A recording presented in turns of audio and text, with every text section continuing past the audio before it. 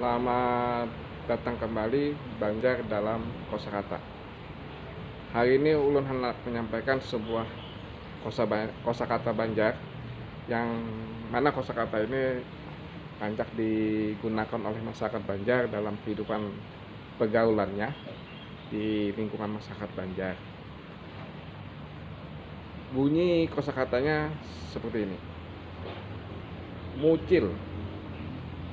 Mucil kalau diartikan dalam bahasa Indonesianya adalah sebuah teguran yang dilakukan berulang kali.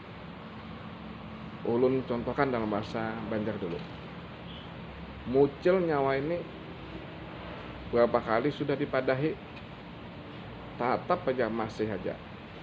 Nah, kalau diartikan dalam bahasa Indonesianya kalimat seperti ini.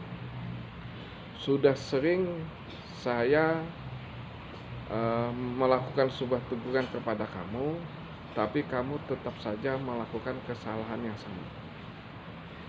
Demikian kata mucil ini atau kosakata mucil ini yang dipakai dalam masyarakat Banjar.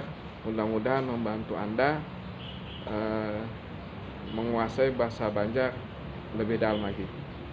Mohon maaf bila ada salah dan hilaf. Terima kasih. Assalamualaikum warahmatullahi wabarakatuh.